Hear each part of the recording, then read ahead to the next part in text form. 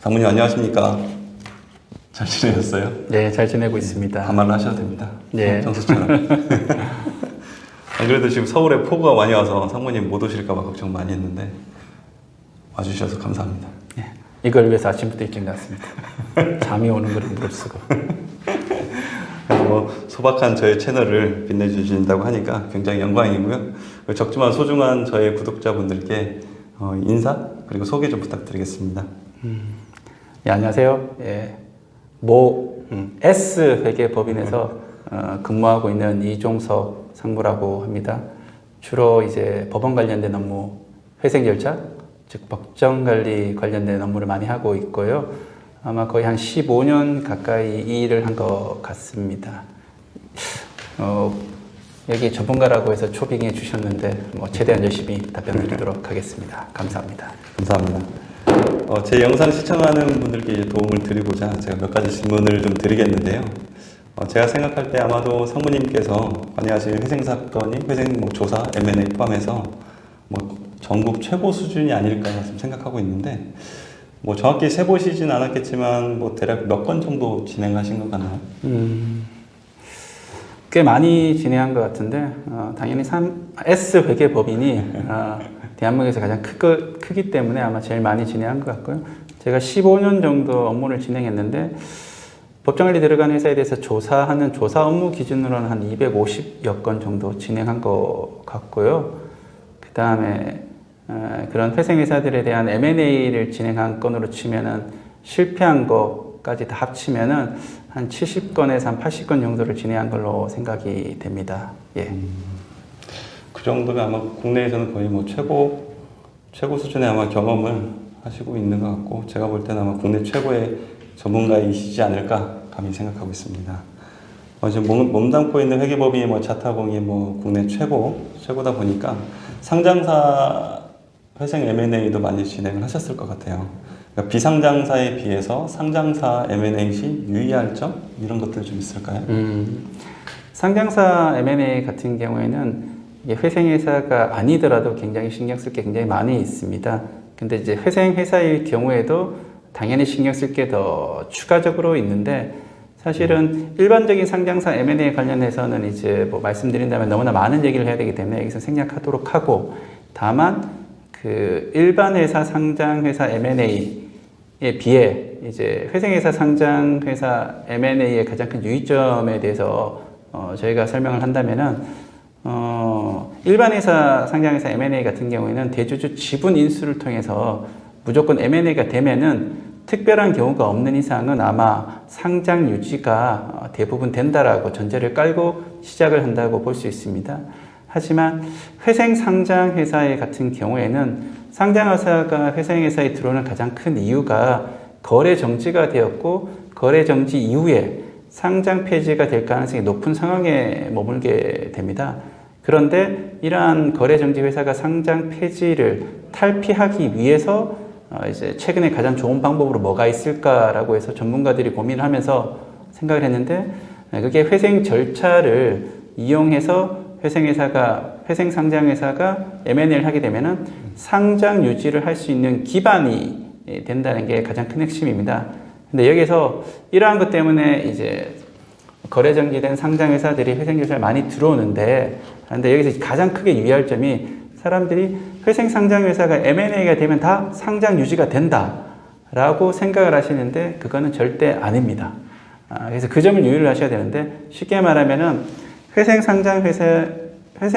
상장회사 M&A는 상장 유지를 절대적으로 보장해 주지 않는다. 그럼 어떻게 해야 되느냐?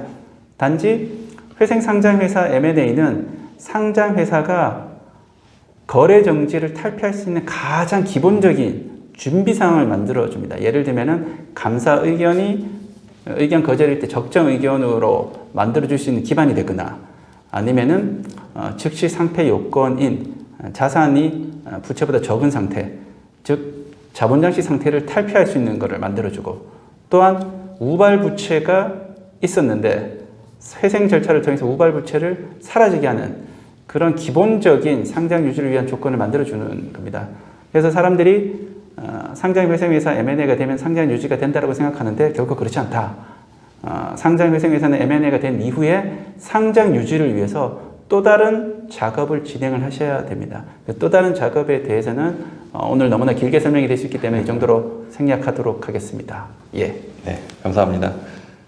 요약하자면 그래서 상장회사인 경우에도 회생 절차가 유효하긴 유효하네요. 이게 뭐 상장 유지를 보장해 준다는 건 아닌데 그래도 상장 유지를 하는 데 있어서 기반은 잡을 수 있겠다. 이렇게 그렇죠. 생각하면 되겠네요. 예, 가장 보장은 큰 아니지만. 필수 조건을 네, 만들어주는 게 만들어준다. 예. 네, 알겠습니다. 이 정도로 하고요.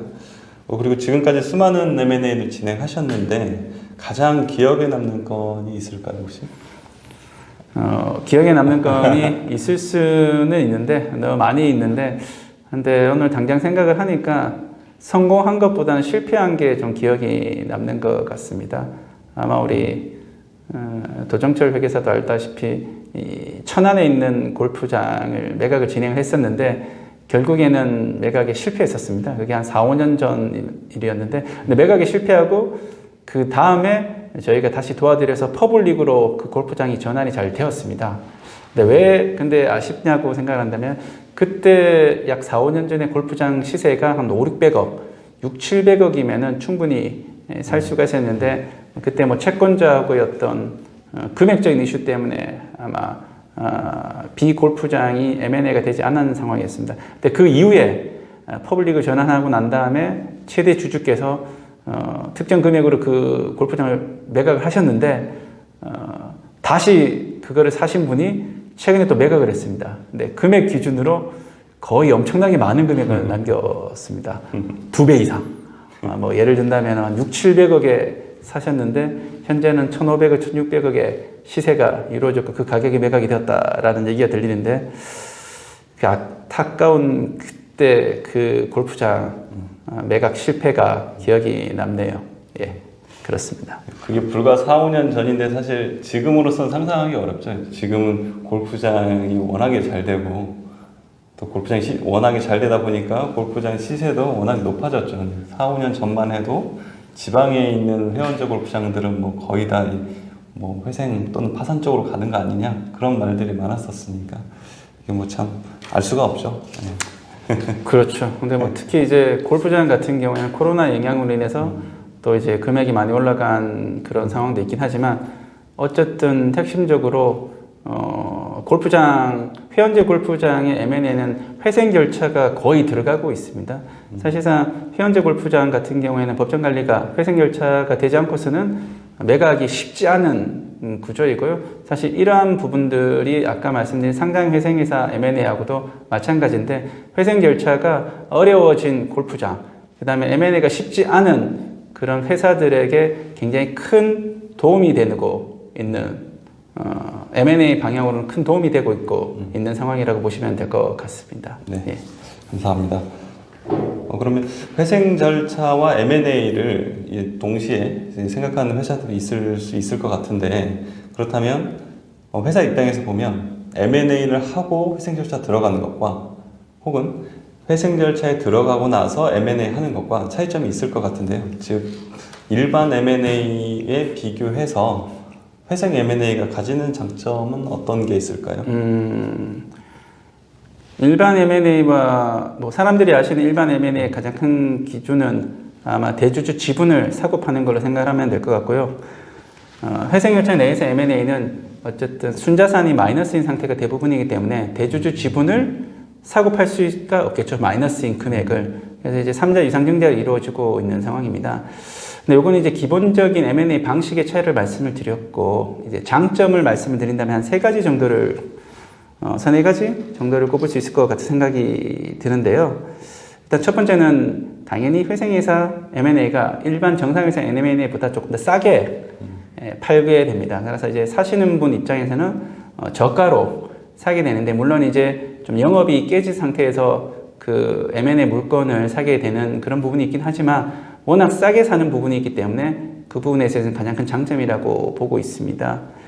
그 다음에 이제 두 번째 같은 경우에는 회생 절차 같은 경우에는 법원에서 회사가 갚아야 되는 채무, 저희는 회생 채권이라고 하는데 회사가 갚아야 되는 채무를 법원의 법적 규정에서 확정시켜 줍니다. 따라서 더 이상 추가적인 채무가 거의 발생하지 않게 됩니다.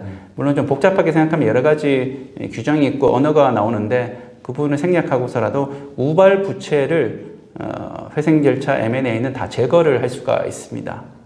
이게 두 번째 장점이고요. 세 번째 장점으로는 보통 일반 회사 M&A 같은 경우에는 저희가 대주주 지분을 사기 때문에 저희가 50% 플러스 한 주 또는 뭐 3분의 2 이상의 지분을 획득하면 경영권을 획득한다고 볼 수 있는데 그랬을 때 저희가 뭐 많이 사면 50% 정말 많이 사더라도 한 3분의 2 지분을 사게 됩니다. 그런데 회생회사는 적은 금액으로 지분율을 상장회사가 아닌 비상장회사 같은 경우는 거의 100% 확보가 가능하게 됩니다. 그래서 쉽게 말씀드리면은 세 번째 장점으로는 상당한 지분율을 확보가 가능하다. 이게 세 번째 장점이라고 생각이 됩니다. 예. 네, 감사합니다. 뭐 요약하자면 첫 번째로는 아무래도 회생 회사다 보니까 조금 더 저렴할 것이다. 두 번째로는 회생 절차를 통해서 우발부채를 끊어낼 수 있다. 그리고 세 번째는 일반 M&A에 비해서 지분율 확보가 용이하다. 이렇게 정리가 될 것 같습니다. 네, 감사합니다. 지금 뭐 M&A에 대해서 지금 많은 질문들을 드렸는데요. 지금 상당히 뭐 짧은 시간이지만 심도 있는 답변들이 많이 있었던 것 같습니다. 끝으로 한 두 가지 정도만 더 여쭤볼게요. 지금 코로나 팬데믹 이후 최근 2년간 보면 기업 회생 사건이 굉장히 지금 줄었잖아요. 뭐 파산으로 바로 넘어가기도 했고 또 뭐 대출 연장도 많이 이루어지고 그랬던 것 같은데 회생 전문가로서 향후 전망은 좀 어떻게 보시나요? 어려운 질문인 것 같은데요. 사실은 작년에 같은 경우에도 코로나가 터지고 나서 당연히 회생 절차를 진행하는 회사들이 많아질 거라고 예상을 했는데 많아지지 않고 오히려 줄어든 경향이 있습니다. 그거를 분석을 했을 때 아마 정부에서 금융기관의 대출금, 즉 중소기업들, 회사들에 대한 대출금을 만기를 연장하거나 아니면 원리금 상환을 유예를 시켜준 게 아마 가장 컸었던 걸로 생각이 됩니다. 이러한 추세, 즉 정부에서 기업들에 대한 지원이 계속해서 이루어진다면은 아마 회생 신청 기업 수는 그렇게 늘어나지 않을 걸로 판단이 되고 있습니다. 하지만 저희가 코로나도 이제 끝나가고 있고 정부에서도 이제 적자 재정을 계속 하겠냐라는 생각이 좀 들고 있습니다. 그렇다면은 올 연말이나 내년 초에 만약에 정부 지원이 과거에 비해서 좀 줄어든다. 뭐 예를 들면은 금융기관의 대출금 회수가 조금씩 이루어지면은 아마 어려워진 중소기업들이 많이 나오고 이로 인해서 회생 신청을 하는 기업들이 늘어나지 않을까 생각을 하고 있습니다. 또한 이제 정부에서도 이러한 것들을 좀 고민을 하고 있는지 정부 기관 중에 구조조정 회사들을 도와주고 있는 우리 캠코 또는 중진공 같은 기업들에서 이러한 것들에 대한 영향을 받거나 아니면 향후에 늘어날 것을 고민을 해가지고 어떻게 하면은 더 지원을 할 수 있는 방법이 뭐가 있을까 고민을 하고 있는 것 같습니다. 예. 뭐 결론적으로 말씀을 드린다면은 특별하게 정부 정책이 많이 회사들에 대한 지원을 많이 하지 않는다면은 앞으로 1, 2년 내에는 회생 신청 건수가 분명히 늘어날 걸로 생각이 되고 있습니다. 예. 감사합니다. 뭐 저도 비슷한 생각을 하고 있고요.